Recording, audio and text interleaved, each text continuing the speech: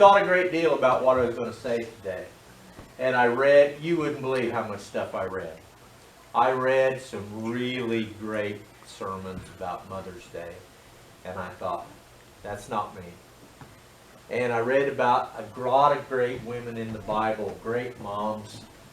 A lot of great commentaries on the Mother of Jesus, Mary standing at the cross, and what was going through her mind. Rizpah, Ruth and Naomi. There's just gobs and gobs of wonderful stories about mothers in the Bible. A lot of comments about God makes about His love for us being like mothers. And why wouldn't? Because He created mothers.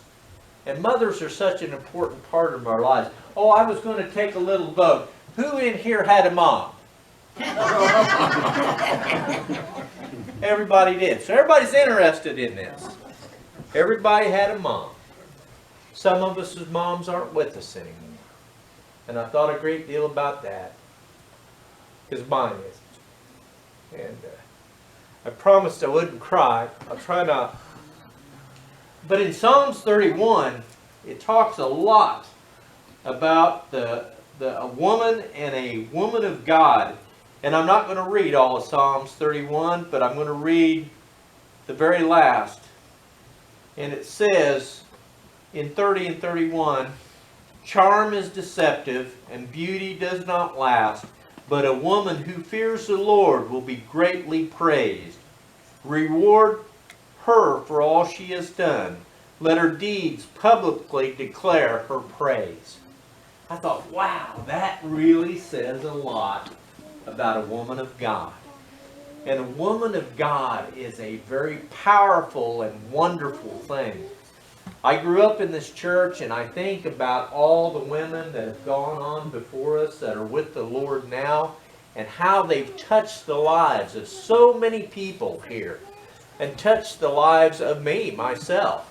Sunday school teachers, Bible school teachers, women that were just Aunt Mary, Aunt Reba, you can just go on and on. We called them all aunt, but sometimes they weren't our aunts, sometimes they were our cousins, sometimes they weren't related at all. But they all had that aunt in front of them because they were near and dear to us. Motherhood is a special thing, and sometimes it's not necessarily giving birth to that child. Sometimes it's teaching that child. My mom taught the Sunbeams class for I don't know how many years, and she loved it.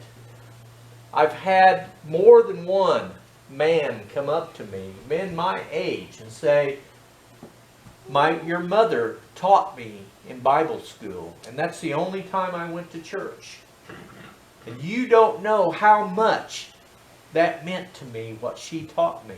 And they would tell me something about that. I had another man tell me, and I didn't even know this happened, and he said, I became a Christian at 5 Points, and the next, I think it was the next week, she received a 3-page letter from my mother, and he says, I still have that letter, and it has meant so much to me over the years. I had no idea that she wrote that letter, but I fully understand what he meant about how much it meant to him, because her words came from the scriptures that she studied, and she knew what was important, as so many people do. And those teachers that teach us in Sunday school and Bible school share that motherhood with us and become a part of our lives, even though they may not even be related to us. So I hope that your mother is with you and you have a chance to tell her Happy Mother's Day. And if you do, don't forget to do it, because she won't always be there.